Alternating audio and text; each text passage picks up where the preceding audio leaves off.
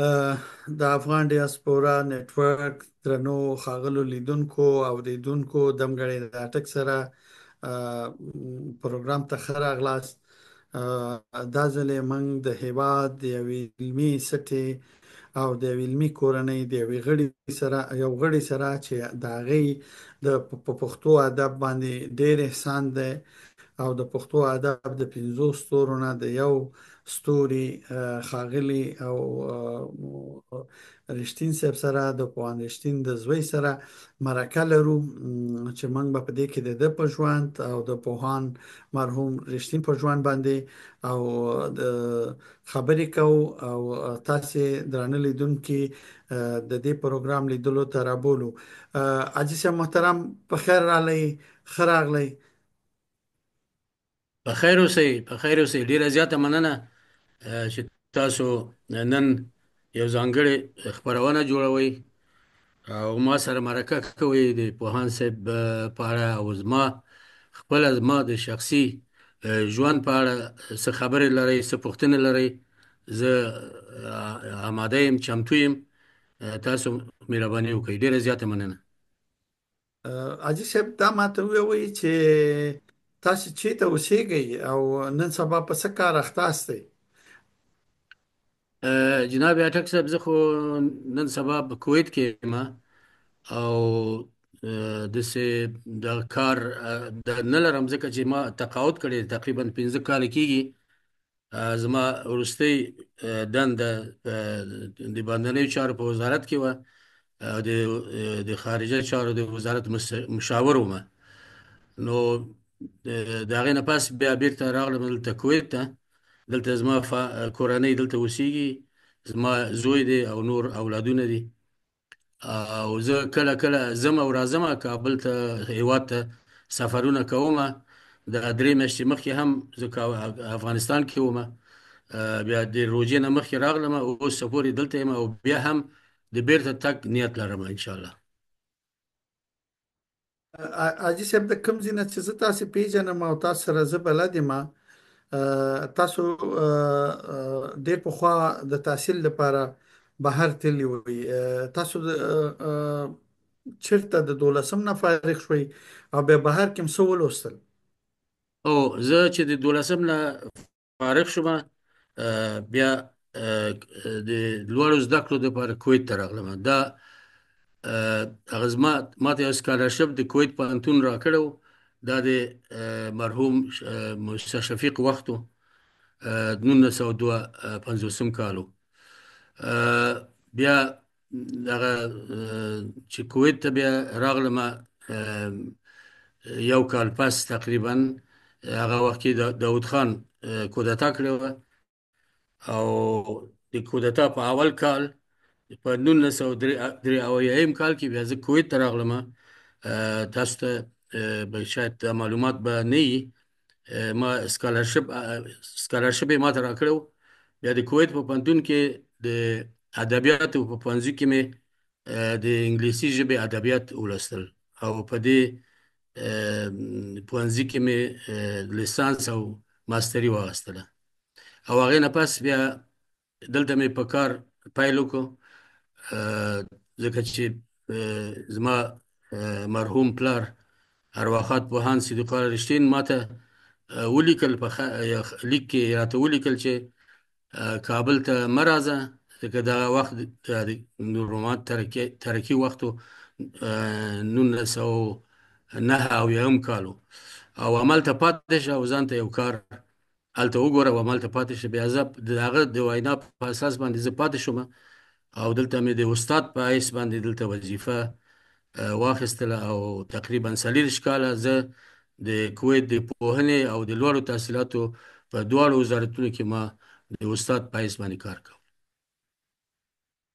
بیا خو وروسته چې زه خبر یم تاسې بیا هملته په سفارت کې پاتې شوئ، نو بیا په وزارت خارجې ته څنګه راغلئ او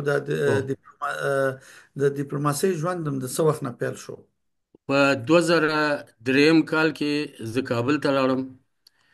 هلته مې په وزارت خارجه کې له مسؤلینو سره، لوړ پوړو چارواکو سره وکتل، او هغوی سره مې دا خبره شریکه کړه چې زه غواړم په د باندنۍ چارو په وزارت کې کار وکړم. هغوی بیا ماته ویلي چې سمه ده، تاسو کولی شئ دلته کار وکړئ، خو دلته یو څو میاشتې دلته په خپل وزارت کې تیرې کړئ، بیا به موږ ته چیرته کوم سفارت کې مقرر کړو. بیا ما دا خبره ورسره ونه منله، ما نه زه تیار په کویت کې یم او دلته پاتې کېدی نشم په کابل کې. نو هغوی بیا یو زه په کویت کې د افغانستان په سفارت کې د لومړي سکرټر په حیث باندې مقرر کړم. بیا په 2004 کې ما دا وظیفه اشغال کړله او د 2004 نه زه د کویت د پوهنې او د لوړو تحصیلاتو د وزارتونو څخه مستعفي شوم او رسمي دنده مې د افغانستان د باندنیو چارو له وزارت سره پیل کړله. 4 کاله دلته وم په سفارت کې، بیا د دې ځای نه تبدیل شوم کابل ته. بیا کابل کې په خپله وزارت کې وم، د ستوري د مجلې مدیر وم یو څه موده. بیا په ننګرهار کې د باندنیو چارو رئیس وم، د نمایندګۍ رئیس وم. بیا هغې نه پس بیا کابل ته راغلم او کابل کې یو 3 میاشتې وم. بیا په متحده عربي اماراتو کې د نائب سفیر په حیث باندې مقرر شوم.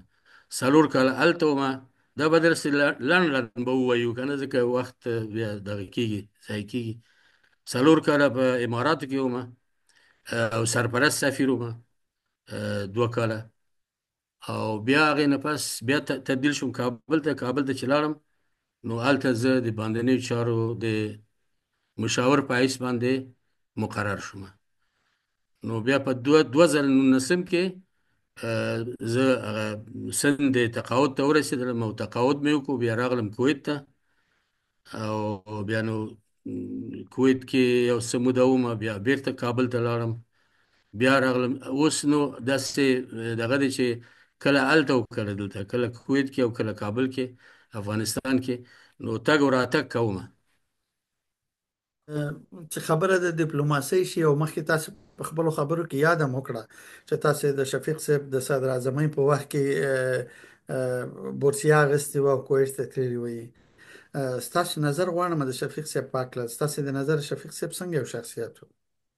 شفیق صاحب خو په افغانستان کې د افغانستان په تاریخ کې یو بې جوړې سیاسي، علمي، فرهنګي شخصیت و.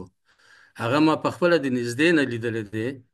هغه وخت کې چې د بورسیه یې ماته راکوله نو زه زما والد صاحب ماته وویلي چې ته لاړ شه صدارت ته، هلته شفیق صاحب غواړي چې تا وګوري. زه ورغلم. ننګرهاري صاحب د تحریراتو رئیس و، مرحوم ګلاب ننګرهاري. بیا یې زه شفیق صاحب ته بوتلم. هغه سره تقریبا یو 15 دقیقې 10 دقیقې ورسره کېناستم، خبرې اترې وشولې. بیا یې شفیق صاحب ننګرهاري صاحب ته وویل چې وزارت خارجه کې شریف اجیر صاحب ته ټلیفون وکړه، هغه سره خبرې وکړه، ورته ووایي چې دغه ته فضل الله خان ته یو بورس تاسو برابر کړئ چې دی لاړ شي خارج ته او خپل تحصیلات وکړي. بیا هماغه سلسله وه چې بیا زه وزارت خارجه ته لاړم او شریف اجیر چې د فرهنګي چارو رئیس و، هغه بیا زه معرفي کړم دغه ته سفارت ته، زموږ سفارت په عراق کې. هغه د کویت کوم دغه راغلی و د پوهنې د وزارت مرستیال کابل ته راغلی، هغه 15 سکالرشیپونه افغانستان ته ورکړي وو. هغه 15 سکالرشیپونه نه یو یې ماته راکړو. هماغه و چې بیا مونږ البته لږ وخت یې ونیولو تر څو چې دا کارونه سر ته رسېدل.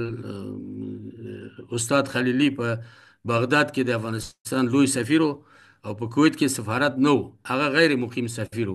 بیا هغه د زما کارونه خپله استاد خلیل الله خلیلي خلاص کړ دلته په کویت کې، او بیا یې ماته ټکټ یې م راولېږلو او ویزا یې م راولېږله. بیا زه هماغه و چې زه بیا کویت ته راغلم او دلته په پوهنتون کې شامل شوم.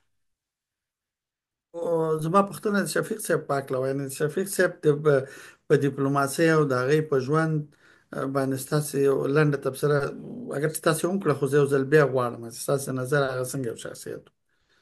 ما تاسو ته ویلي چې د شفیق صاحب په سطحه داسې یو سیاسي څیره، فرهنګي څیره، علمي څیره فکر نه کوم چې بله یعنی پیدا شي.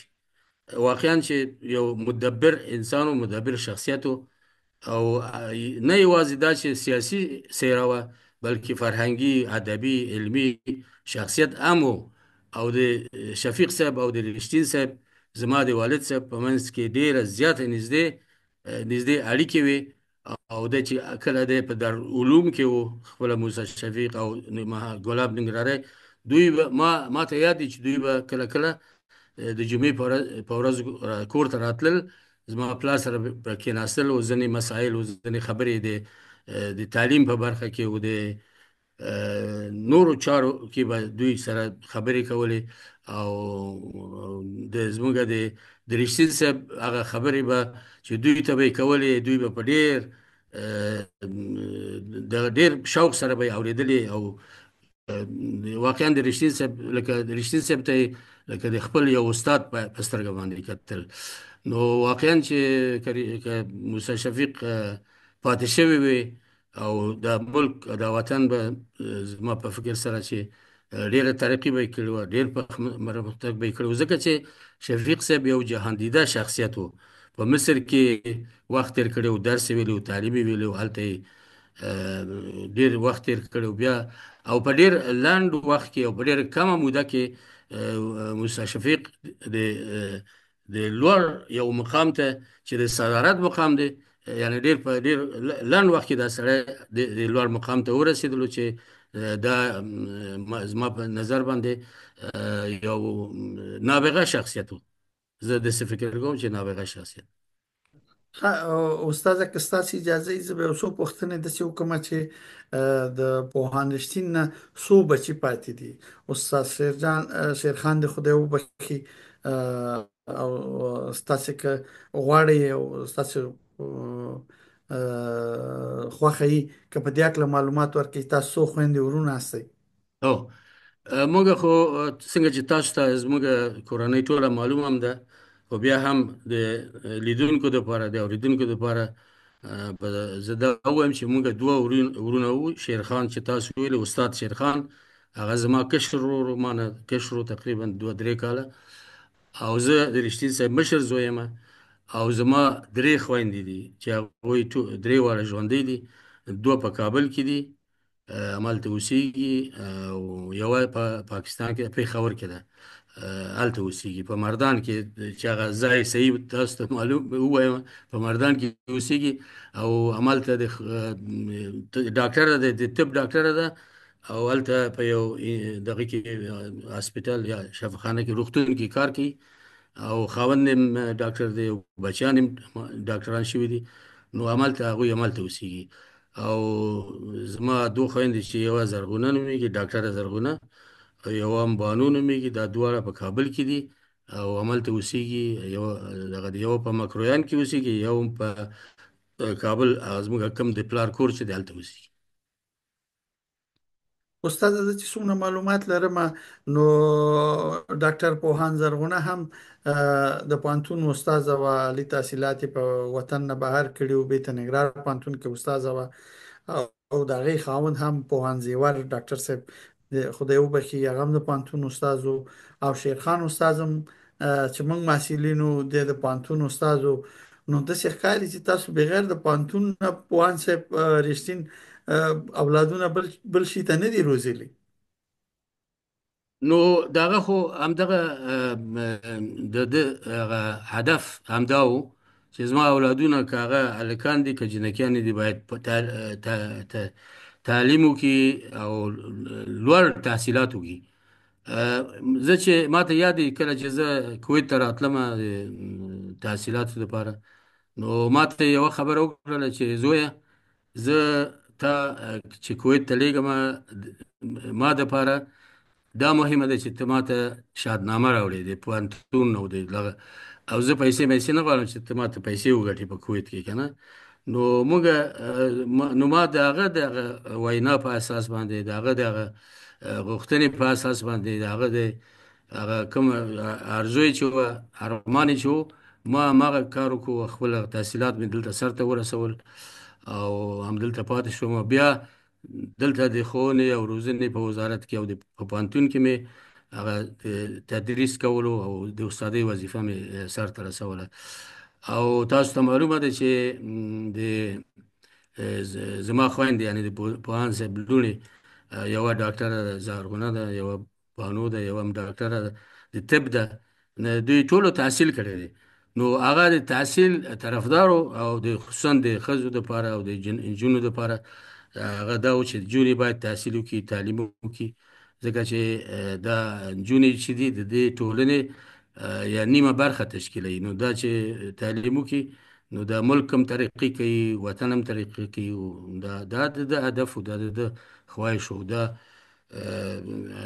په ټولو باندې یعنی تعلیم یې کړی دی او همدا تل به یې همدا ویلي چې سبق ووایي او تعلیم وکړي او ځان ورسوي. استاد سره د دې چې پوهاند صاحب د پښتو ادب یو ځلانده ستوری دی او د پښتو ادب د ګرامر لیکونکی دی، شاعر او لیکوال او استاد او د خپل وخت ډیر نابغه خلکو خصوصا د 15 د ادب ستوري. که تاسو د پوهاند صاحب رښتین په عقل باندې یو څه معلومات چې هغه یا اوریدونکو اوریدلې نه یا لوستلې نه کدا مونږ ته وای دا به ډیره خی، خصوصا کله چې د په پانتون کې استاد شو د پښتو ادبیات فاکولټه د څنګه شروع کړه یا به د پښتو ټولنې ته چراله الته د کارو کو بنیادی کارونه یو څوک تاسو وای او تاسو ته په یادي دمګړی نو دا به ډیره خشي. بالکل ان شاء الله. تاسو ته خو معلومه ده چې پوهاند صاحب په پښتو ټولنه کې دنده ترلاسه کړله. یعنی په پښتو ټولنه کې کار شروع کو او په پښتو ټولنه کې تقاعد کو. دا ټول عمر په پښتو ټولنه کې تیر کړی دی تقریبا. او د دې په څنګ کې د ادبیاتو په پوهنځي کې استاد پاتې شوی دی، تاسو ته معلومه ده. او استاد عبدالشان د پوهنې د وزارت مشاور پاتې شوی دی. نو ټول وخت یا ټول عمر یا ټول ژوند دی په پښتو ټولنه کې تیر شوی دی، زیاتره همدا دغه دی. او په پښتو ټولنه کې چې کوم کارونه دوی کړي دي هغه داسې کارونه دي چې بنسټیز کارونه دي، د پښتو ژبې ته اساسي کارونه کړي دي.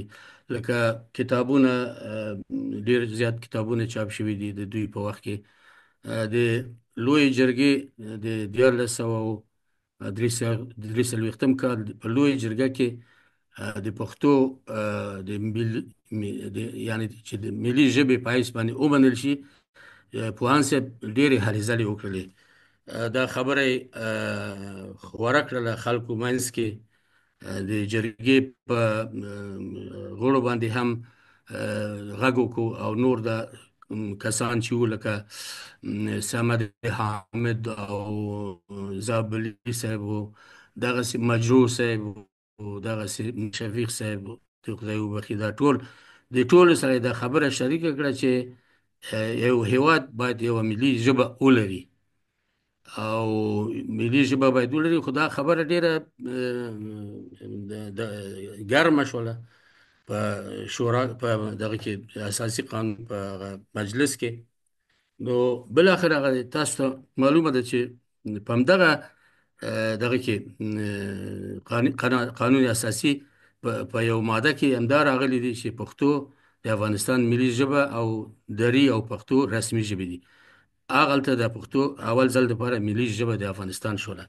پوهاند صاحب 350 جلده کتابونه په صادر کې نیولي وو، دا یې ویوړل او د قانون اساسي په مجلس کې هلته یې واچول چې دا دې وګورئ چې موږ څونه کتابونه چاپ کړي دي.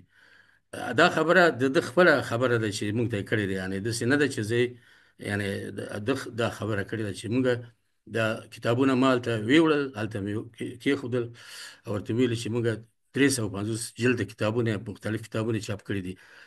دا کم کتابونه چې په دري چاپ شوي دي دومره نه دي. دا کم کتابونه چې دلته شته په افغانستان کې، دا ټول د ایران نه راغلي، ایران کې چاپ شوي دي، اما دلته د دري دومره کتابونه نشته. موږ دومره کار کړی دی، دومره کتابونه هم چاپ کړي دي. او دا خبره خو بل اخره خبره همدې ته فیصله هم په همدې وشوله چې د افغانستان ملي ژبه پښتو ده، او دا په قانون اساسي په یو ماده کې لیکل شوې ده چې مانه هغه ماده هیره شوې ده، خو هغه شته په قانون اساسي کې. د 43م کال 1343م کال په قانون اساسي کې دا شی شته دی. نو پوهان رښتین صاحب یوازې عملي کار کول، یعنی یوازې دا نه و چې مثلا کتابونه ولیکو، مقالې ولیکو، عملي کار هم کولو. مثلا په کابل کې به ګرځېدل چې چیرته به د لوحې د دوکانونو پښتو پکې نه وه، هغه به یې ورباندې پښتو کوله. ورته ویل چې دا قانون دی چې که مثلا یوه لوحه لیکل کېږي نو پاس اول پښتو، لاندې بیا دري. نو دا یو خاطره به زه تاسو ته لنډه شانتې ووایم چې زه د پلار سره، د رشید صاحب سره په دې مزان کې د دوکانونو مخې ته داسې روانو، او موږ سره زموږ یو ګاونډی چې موږ سره زموږ کور کې کار کولو هغه مو. نو دغه ته یې وکتل، لوحې ته یې وکتل، لیکلي و چې رنګ فروشي وطن، که نه همدا فقط صرف به دري لیکلي و. نو دی ورته ودرېدلو، ورته ویلي چې وروره دغه لوحه چې ده پښتو پکې نشته، ته داسې چل وکړه چې دا پښتو هم اول پاس پښتو ولیکه او بیا لاندې فارسي دري ولیکه. هغه ورته وکتل، پوهان صاحب ته یې وکتل، ورته ویل چې شما خو والی نیستین، یا شما خو وزیر نیستین که امر میکنین.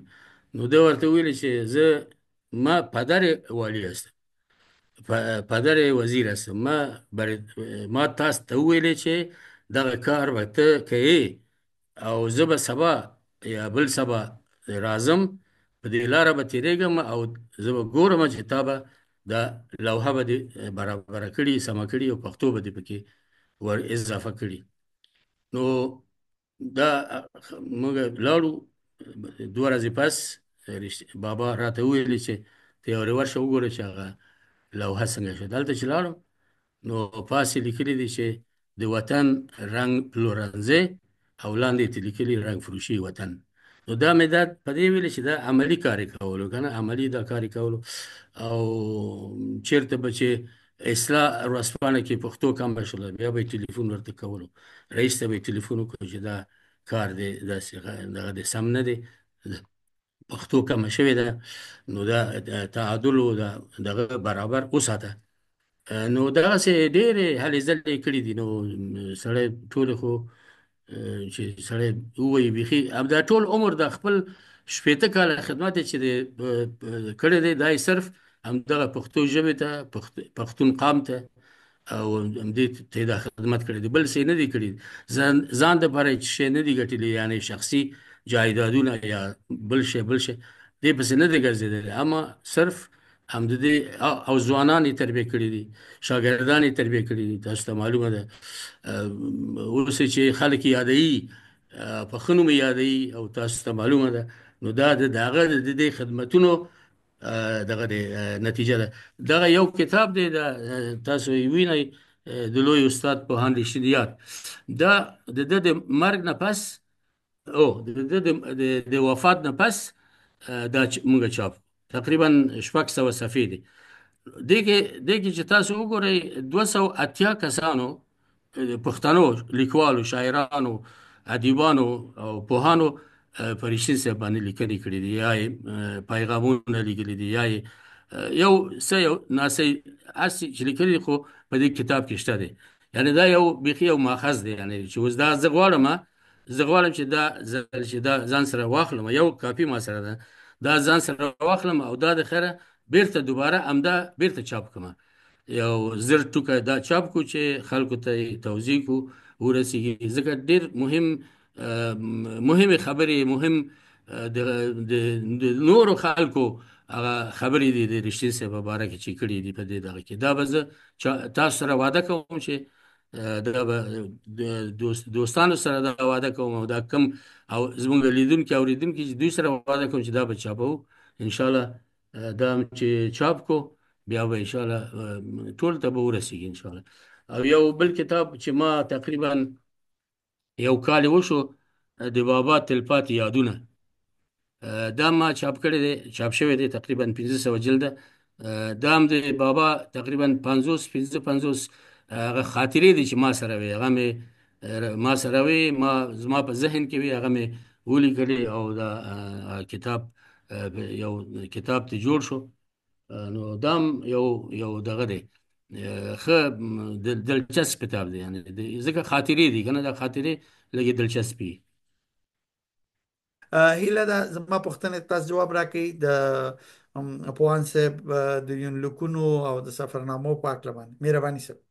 او تاسو د سمیم صاحب خبر وکړه دغه درې میاشتې مخکې سمیم صاحب سره ما ولیدل زموږ کور کې، هلته د انځور صاحب هم ورسره راغلی و. نو ما ورته خپل نوی کتاب ورکو، د ژوند کاروان. ما یو کتاب لیکلی د ژوند کاروان چې دی کې زما د 70 کالو یعنی داسې فکر وکړي چې ژوند لیک دی، یعنی تقریبا ټول خاطرات دي.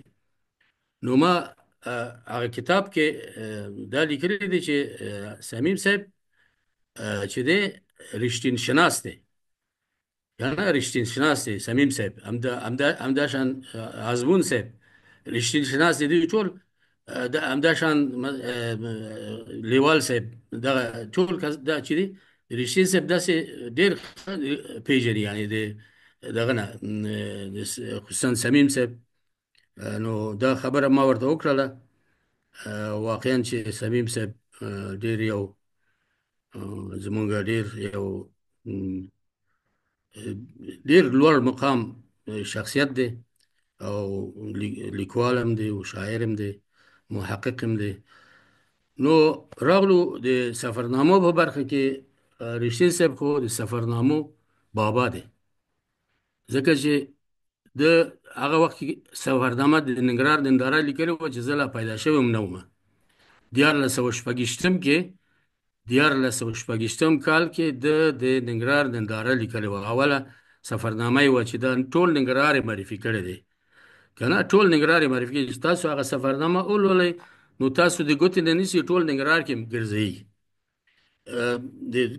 د کلو، د بانډو، د کور، د هر ځای معرفي پکې شوې ده. سفرنامه خو دا نه ده، هم د دې سفرنامې هغه خواله هم دا دی، او د پوهان صاحب د سفرنامو خواله هم دا دی چې هغه تا په ټولو مسایلو د هغه ځای خبري. لکه بدخشان ته تللی دی، د بدخشان ننداره هغه هم یو سفرنامه ده چې تاسو ته بدخشان معرفي کوي. دا کتاب د بدخشان ننداره ما د صلاح الدین رباني ته چې هغه وخت دغه و د خارجه وزیر و، باندنی چارو وزیر و، ما یو کاپي ورته ویوړله. نو ما ورته وی چې وګوره دا زموږ پلار دا د بدخشان ننداره لیکلې ده، و دا به زه وای نمیشه که ایره به فارسی شما چیز کنین، یعنی چاپ کنین کنه، یعنی په فارسی. ما ویل نه، دا به وکړو، دا کار به وکړو. بیا همداسې پاتې شو، هغه دغه نه شو. که چېرته خدای وس راکړي او وکولی شو، ولې نه، هغه به په فارسي هم ورته ترجمه کړو، ځکه کېدای شي ځینې خلک یې لولي. جناب اتاک صاحب سفرنامو لیکل یو فن دی، یو ذوق هم دی، یو فن هم دی، استعداد غواړي، هر څوک یې لیکلی هم نشي. دا د هند سفر دا شاهکار دی، دا په دې باندې خلکو تبصرې کړي دي، په خلکو پې لیکنې کړي دي، لوی حتی خارجیانو روسانو په دې کتاب باندې دغه کړي دي. بیاندوال سره یې سفر کړی و که نه، دغه ته هندوستان ته تللی و، د هند سفر. دا یو شاهکار سفرنامه ده چې په دې باندې ټولو دغه لیکوالو پوهانو په دې باندې تبصرې هم کړي دي او لیکنې هم کړي دي.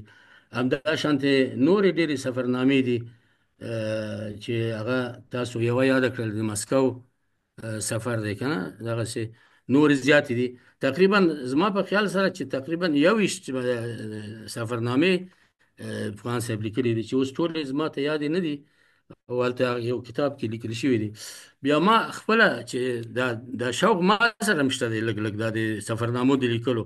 دا یو کتاب چې ډیر زیات خلکو خوښ کو د لکوید نه تر پیښوره کنه، دا هغه د جنگ وخت وو، د عراقیان چې په کویت باندې حمله کړې وو، بیا موږ د دې ځنه ووتلو او د کویت نه لاړو بغداد ته، او بغداد نه بیا ترکیې ته، ترکیې نه بیا ایران ته، او ایران نه بیا پاکستان ته. دا ټول جریان ما ولیکلو په دې دغه کې، په دې څه ورته وایي، په دې کتاب کې له کویت نه تر پېښوره. او دا کتاب هم یو جلد ما سره شته، دا هم ځان سره وړم دا ځلې، او دا هم دوباره چاپو. نورې سفرنامې مې هم ولیکلې، دا د اروپا ننداره ده، اروپا ننداره ده. دغسې نور سفرنامې هم زما شته دي. دا هم د حج یونلیک دی چې دا هم ما لیکلی دی، د حج یونلیک دا هم دی. او اوس به راشو د رشید صاحب یو بل شاهکار کتاب ته چې هغه د ژوند سندره ده. دا د موسیقۍ باره کې دا کتاب دی. یعنی رشید صاحب یوازې دا نه ده چې سفرنامې لیکلي دي، په هره برخه کې پنځونې کړي دي. یعنی ګرامر یې لیکلی دی، هنري نثر یې لیکلی دی، تاریخ ادب تاریخ یې لیکلی دی. یعنی کومه برخه د ادب ده چې د پرېښې ده، هېڅ نه دي پرېښې، ټول اساس یې ایښی دی، تاداب یې ایښی دی. او موږ او تاسو باید چې دغه تاداب باندې نور مخکې لاړ شو او ماڼۍ جوړې کړو که نه. دا خو تاداب دوی کېښودلو په هره برخه کې. اوس دا دغه چې دی ګرامر چې تاسو یادونه وکړله، د سفرنامو، د ادب تاریخ، دغسې تحقیق، څومره تحقیق یې کړی دی. هندوستان ته تللی دی، هلته یې قلمي نسخې پیدا کړي دي، هغه یې راغلي، هغې نه یو شی. مصر ته تللی دی، په کتابخانه کې یو کتاب لیدلی دی، ها د موسیقۍ په باره کې. او ولې دا په پښتو کې نشته؟ دا باید په پښتو کې یو کتاب وي. یعنی لټون یې کړی دی، ګرځېدلی دی، هر څه یې دغه کړي دي، صرف دې دپاره چې دا پښتو خواره ژبه دا بډایه شي. دا په خپله باندې قصه کوي ماته، یعنی د ماضي کې کړې ده، ماته مونږ ته دا قصه کړې ده چې زه د علوم نه خلاص شوم، فارغ شوم، او د خاورې صاحب سره، عبدالعزیز خاورې د خدای وبخي، هغه سره وایي په دې پلو باغومي کې روان وم، وایي د شانه یو چا غږ وکړ چې اونه بیبي افغاني غلامه ده. هغه وخت کې یعنی دا به تقریبا 80 کاله مخکې خبره ده، ځکه چې زموږ پلار اوس 105 کاله وشو که نه. نو هغه وخت کې چې دی د هغه نه خلاص شو، د دارومه 30 کلن یا 40 کلن داسې عمر کې و. نو د 80 کالو مخکې خبره ده چې په کابل کې به چا پښتو نه ویلی، نه شو ویلی، شایده نه وه، څوک نه وو، کتابونه نه وو، اخبارونه نه وو، هېڅ شی نه وو. نو یو چا غږ وکړو چې اونه بیبي افغاني غلامه ده. نو وایي زه ودرېدم، داسې مې د هلک ته وکتل، د سړي ته. نو زړه کې مې دا خبره وکړله، بیا مې وایي خاورې صاحب ته مې وکړله چې زه به د نن ورځې نه دې خوارې ژبې ته خدمت کوم، او په ژوند کې به بل هېڅ کار نه کوم. هماغه اوډ و، هماغه تصمیم و چې ده ونیولو، او تر آخر د عمره پورې دې ژبې ته خدمت وکړو، او دا ژبه یې د ژبو سیاله کړه. نورو خلکو هم، یعنی داسې نه ده چې یوازې رښتین صاحب، الفت صاحب و، خادم صاحب و، بینوا صاحب و، حبیبي صاحب و، نور خلک هم پیدا شول یا و مخکې. خو دا عزم او دا اراده، دا اوډ، دا تصمیم نیول د یو کار دپاره چې سړی یو کار غواړي وکړي، همدغسې تصمیم پکار دی. داسې نه چې یا خدای نخواسته ژبه څوک خرڅه کړي په مال باندې، په دولت باندې، یا په مقام باندې، یا په بل څه باندې که نه. نو دا یو هر څوک یې نشي کولی. دا د ده یو دغه و چې ټول عمر او کور کې دا سوال باید تاسو کړی وی، وبه یې کوي مانه، خو زه باید اوس مې رعایت شو دا درته وایم چې د ټوله ورځ مصروف و په همدې کار کې که په دفتر کې و هم پښتو که کور کې و هم پښتو موضوع مسایلو او که یعنی سار چای ته چې کېناستلو کتاب به مخته ونیولو کتاب به خلاص کو یا به لیکل کول د ادب واګمې یو پروګرام هغه د لپاره به لیکل کول هغه به برابرور بیا بتلو چای به متپاتې و هر څه به متپاتې و بیخي د پښتو د معشوقه وه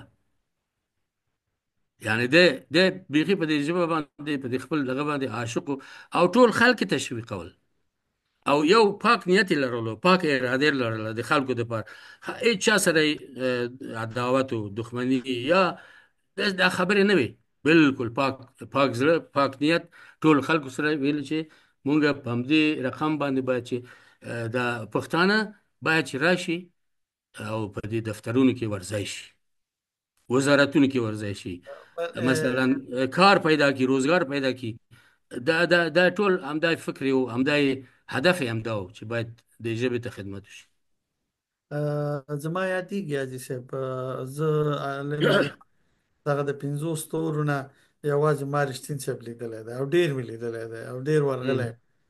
ستاسو دا د جلال آباد کور چې وو د هندوستان قونسلګرۍ سره دلته به ژمي کې پوهاند صاحب دې راتله که به ستاسو پام وي ستاسو دا د کور دروازې سره کوټې هم نږدې وي حویله یې ما پلوه یوه بالکل برنډه وه هغه انور ته به پوهاند صاحب ناست و زه دننه ننوتم یم ستاسو کور ته او دې ته به میز او چوکۍ ایښې وه او کتاب او چای به ورسره پروت و موږ به یو کشران وو هغه وخت کې ډېر خو په هر صورت زما بله پوښتنه دا ده چې دا 15 ستوري تاسې پکې د حاجي صاحب څوک لیدلی دي خادم صاحب بینوا صاحب الفت صاحب حبیبي صاحب او په خپل پوهاند صاحب سره خو تاسو په یو کور کې اوسېدلی دغه نور هم تاسې پکې بل چا سره ملاقات شوی دی یا تاسو کله راغلي دي یا تاسې ورغلي یاستئ د دې نه هم که ستاسې خپلې خاطرې موږ سره شریکې کړئ بدې به نه وي زه فکر کوم په دې مورد ډیر کم خلک ګډیږي نن سبا خو خلک د مارکیټ او د بازار په اړه بالکل دا ډیره ښه پوښتنه ده او دغه ډیره ښه 15 پوښتنه ستورو چې په پښتو ادب یې ډیر احسان پروت دی او تاسو د هغې نه خاستئ اولاد یاستئ او د هغې په پله روان استئ نو په کار ده چې په دې مورد موږ دا پوښتنه وکړو چې تاسو دا نور 15 ستورو کې هم څوک لیدلي وو ورسره ناسته پاسته شوې وه که څه خاطرات لرئ نو مهرباني وکړئ بینوا صاحب د خدای وبخي مرحوم بینوا صاحب زموږ ګاونډی و بیخي فامیلی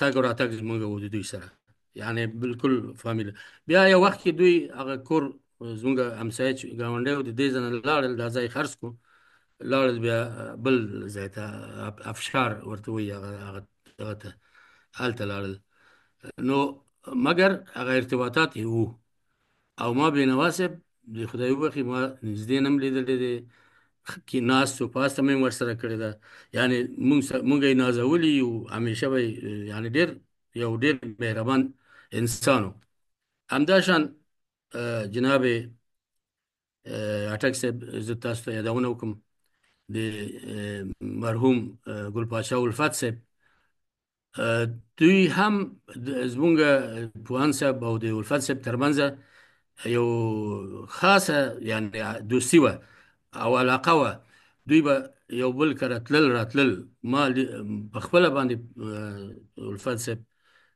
لیدلی دی چې زمونږ کور ته راغلی دی زه خپله د پلار سره د الفت صاحب کور ته تللی یم کله چې به مونږ ننګرهار ته تللو پوهاند صاحب چې ننګرهار ته تلو نو د عزیز خان په کس کې به موټران ته به یې ویل چې دلته ودرېږه هلته به ودرېدو بیا به ښکته شو هلته به د هغه سره به کېناستو چای به هم ورسره وڅښله د شودو چای به یې ښه جوړه کړې وه او کیک به هم ورسره و دا زما یادېږي یعنی تاسو دا خبره وکړه زما د سترګو لیدلی حال دی یعنی زه خو او موږ داسې هلکان وو نو تقریبا داسې ووایه چې 15 کلن 14 کلن 15 کلن داسې نو د سره هم ډېر زیات موږ دغه لیدلي ما خپله ورسره لیدلي دي او د دوی مجلسونه چې به وو هغه ټول علمي مجلسونه وو همدغه د وطن فکر د ژبې فکر د خلکو فکر دا د دې سره وو د دې خلکو سره همیشه په همدې باندې داسې بحثونه به یې نه کول چې هغه بې فایدې یا بې ګټې، ټول د ګټې بحثونه وو. ټول خبرې چې وي هغه د یو هدف دپاره وي، د یو مرام دپاره وي. همداشانتې مرحوم علامه خادم صاحب، هغه مې بالکل یادېږي، او مونږ کره هم راغلی دی، مونږ ورغلي یو، او رشید صاحب او خادم صاحب ترمنځ ډېر یو داسې خاصه مینه و علاقه وه. او پاتې شوله د بېنوا صاحب یادونه مې وکړله، د حبیبي صاحب سره یو ځل، اوس درته زیات نشم ویلی، یو ځل موږ لیدلي دي ورسره ما خپله، او نور نو دوی یو بل سره په کور کې نه، البته په دغه کې سره لیدل، په رسمي کتنې، یعنی مثلا یا په دفتر کې یا په دغه کې، و هغه کې به زه نه وم. صرف یو ځل په جمال مینه کې د دوی کور و، د حبیبي صاحب مرحوم، نو هلته به موږ کله کله ورتلو، هلته د روخان صاحب کور و، خالد روخان صاحب کور و، هلته به هغه ته به ورتلو. خو دا علمي سټې چې وي جناب اټک صاحب، ټولو د یو بل سره کتل، حتی یوازې پښتانه شاعران یا ادیبان یا دانشمندان نه، بلکې حتی ګورئ تاسو چې زه ماته یاد استاد خلیل الرحمن، خلیل الله خلیلي صاحب، استاد کوهزاد، بهتاب صاحب، دغه علي احمد جاوید، دا ټول د پوهان صاحب سره تګ او راتګ یا لیدنې کتنې یو بل کور ته تلل راتلل. دا زما یاد دي. علي احمد جاوید هغه د پوهنتون رئیس و یو وخت کې. نو دا ډېر ښه روابط او ښه اړیکې د ټولو په منځ کې وي. اجي صاحب، یو پوښتنه خو چې لاندې جواب غواړم، تاسو ډیر وخت ضایع نشي، او زمونږ د پروګرام د غم تقریبا مخ په ختمېدو دی. اوس پښتو ادب ته څه پکار دي یا څه روان دي پښتو ژبې لپاره؟ او د دې سره په خوا کې لکه تاسو دومره قصې وکړلې چې پوهان صاحب دې لګیو پښتو لپاره کار کولو، که اوس دا کار څوک کوي په دې باندې د تبعیض او د متعصب نوم کې خودل کېږي، نو دغه دغه ستونزه څنګه حل کېدای شي؟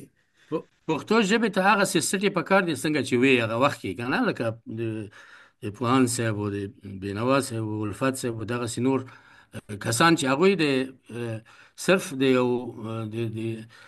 یو خدمت کولو، د پاک نیت باندې خدمت کولو، او دغه تاسو ویل چې څنګه خدمت کېدای شي پښتو ژبې ته. ګورئ، ګناه په نورو خلکو کې نشته، ګناه په خپله په پښتنو کې ده.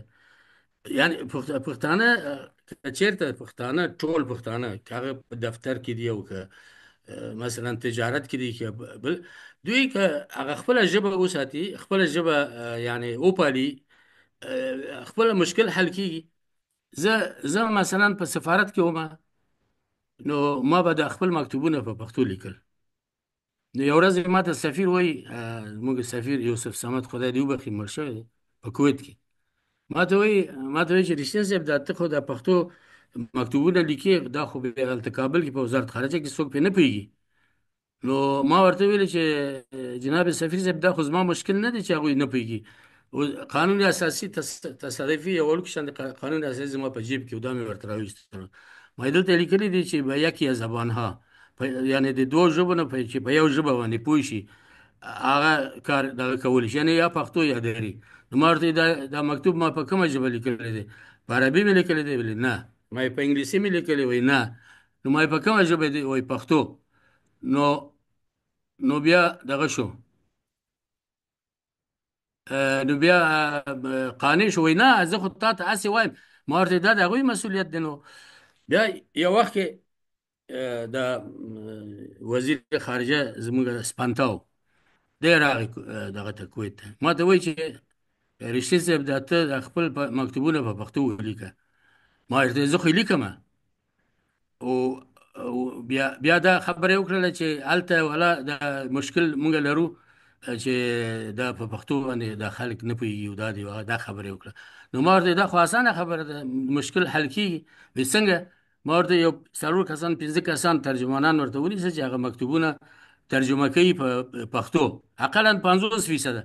وای ولا ما این کار کردیم خو نفرایی را که گرفته بودیم خب صحیح نبودن ما تا به لار کوسین خلق راوستی خو سم خلق راولا سم خلق راولا البته به ترجمه کوي او د مکتوب لیکل یو ور دوه ور درې ور پنځه ور چې مکتوب ولیکلو هغه بیا خلک یادوي حتی په انګلیسي هم چې یو سړی یو مکتوب هماغه مکتوب متحد الملل بیا ماته وی برو که خودت باز در وزارت آمدی باز امی کار به خودت می سپاریم کنه خزانه تیر کو دا خلق ګوره د پښتنو مخالف خلکو ځینې اوس نومونه نه یادوم دا ډېر خلک دوی د پښتو ضد کار کړی دی او موږ د پښتو دپاره څه نه دي کړي.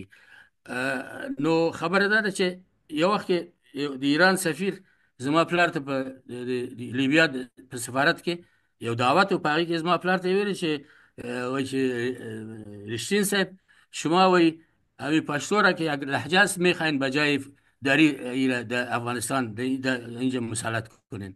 نو زما پلار ورته ویلې چې دا لیکلي دي ما سره شته. زما پلار ورته ویلې چې آقای سفیر شما کسی غلط فهمنده. وی چطور؟ اول خو ایست که پشتو یک زبان است، پشتو لهجه نیست. شما چطور میگین لهجه است؟ پشتو یک زبان است و ما به زبان خود خدمت میکنیم، شما به زبان خود خدمت بکنین. شما رای ما را بند نکنین، ما رای شما را بند نمیکنیم. کنه دا خبره ده. یعنی تاسو زموږ لار باندې سي موږ تاسو لار نه دي، تاسو هم خدمت کوي موږ هم کوو. دا خو یو زموږ حق دی چې موږ خپل ژبې ته خدمت وکړو. نو ژبې ته خدمت کول خو یوازې په نظریه نه کیږي، عملی کار غواړي کنه. عملی ټول خلک باید شعوري کار وکړي، شعوري فکر وکړي چې موږ د ژبې ته څه کار باید وکړو. او موږ متاسفانه وینو چې ځینې پښتانه تخریب کوي د پښتو ژبې دغه کوي چې ځینې داسې شته اوس نومونه اخیستل ښه نه دي، داسې دي چې متاسفانه هغه دغه کوي د تخریب کوي، تبلیغات کوي د پښتنو په ضد باندې. زه یو مشخصه پوښتنه وکم او که زړه دي جواب راکړه چې تاسو مخکې د صلاح الدین یاد وکړه. آیا صلاح الدین هم د پښتو سره، صلاح الدین رباني هم د پښتو سره تعصب درلودو؟ نو تعصب خو ما چې کوم ملاقاتونه ورسره کړي دي یعنې ډېره ښه رویه کوله، ښه برخورد کولو، ښه دغه کولو. زموږ پلار ته احترام درلودلو، یک شخصیت بزرگ فرنگی افغانستان بودن و دا خبره. مگر تعیینات چې کېدل یا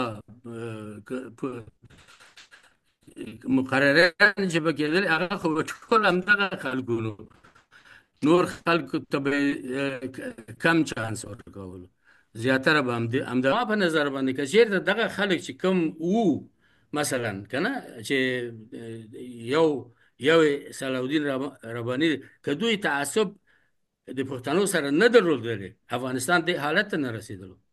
که دا حق پښتنو نه وي سلب کړي او پښتنو ته خپل حق هماغه چې حق دې ورسېدلی وي او دا تعصبات نه وي نو افغانستان نه خرابېدلو. افغانستان خو د تعصباتو په اساس باندې خراب شوی دی.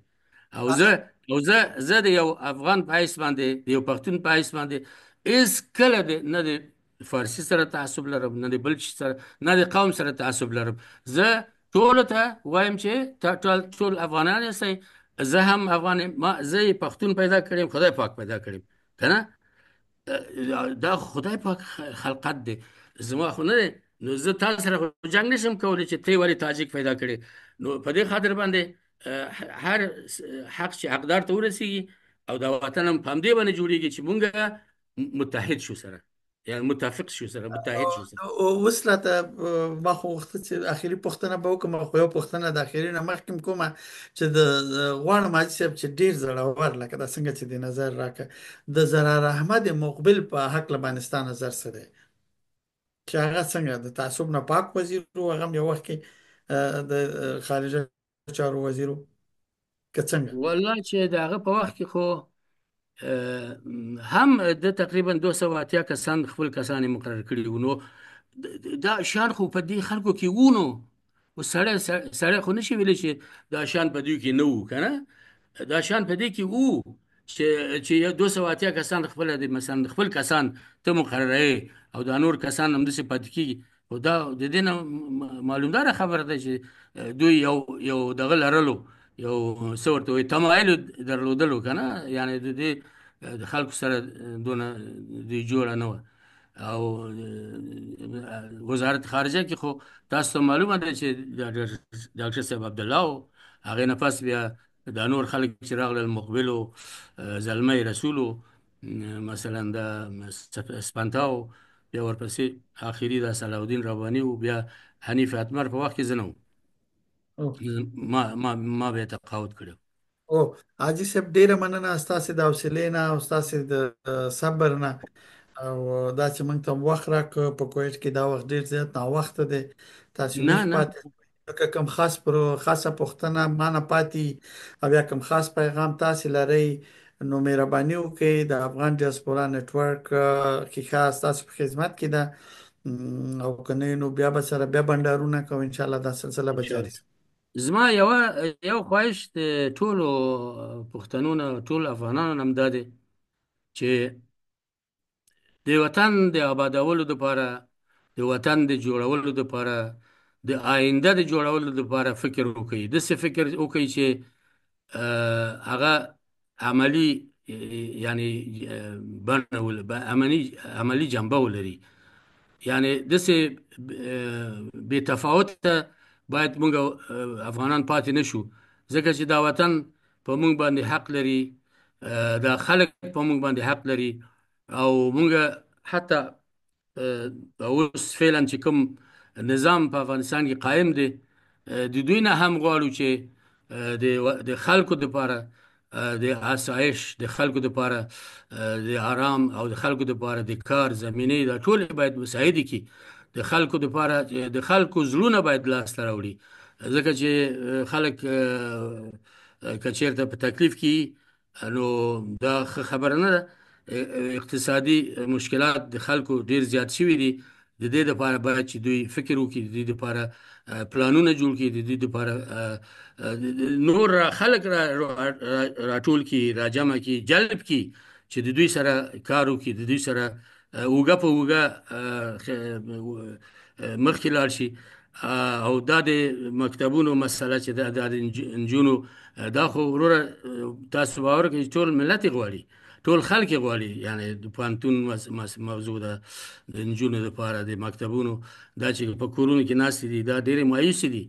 دا نجونې چې په کورونو کې ناستې دي، دا نجونې چې په پوهنتون ته نه ځي یا مکتبونو ته نه ځي، دا خو ډېره بشریت کې هم دا شته دی چې تعلیم په عامو ناست دی. اقرأ باسم ربک الذي خلق کنه، دا اولین آیت دی د قرآن پاک، اولینه سوره ده. نو په دې باندې موږ یو خواهش کوو. زما خواهش د کېدای شي د ډېرو خلکو خواهشي، د ډېرو خلکو خواهش همدا دی چې دغه شی دا کار وشي، او دوی په دې کې لږ شانته توجه ښکاره کړي. دا دلته زه چې په کویت کې ناست یم، دلته هم د عربان چې دي دا ټول هم دا خبره کوي چې ولې مکتبونه د نجونو بند دي، ولې د پوهنتون کې نجونې نه پرېږدي چې سبق وایي. دا خو سیاست دي، دا خو باید لاړ شي. وایي دلته وګوره په کویت کې مکتبونه شته، پوهنتون کې نجونې سبق وایي، کار کوي، ډرایوینګ کوي، موټرواني ټول دا نجونې کوي. نو موږ دغه لرو ارزو، موږ د افغانستان د ازادۍ د خوشبختۍ لپاره فکر کوو، او تاسو هم همدا فکر لرئ. یعنی تاسو فکر، زموږ فکر یو فکر دی چې افغانستان آباد شي. موږ نه غواړو چې بیرته شاته وګرځو کنه، شاته وګرځو او هغه وختونه بیا راشي چې مثلا خدای نخواسته جنگ سالاري او مثلا جزیره د قدرتي، هغه شی موږ نه غواړو. موږ غواړو چې یو ډیر ښه داسې حکومت چې د ټولو خلکو لپاره داسې حکومت، او د دې خواهش لرو، د دې ارزو لرو، د دې ارمان لرو. ډیره مننه حاجي صاحب. ښې چارې په الله دې سپارم. السلام علیکم. مننه، ډیره مننه، خوشاله شوم. السلام علیکم ورحمت الله وبرکاته.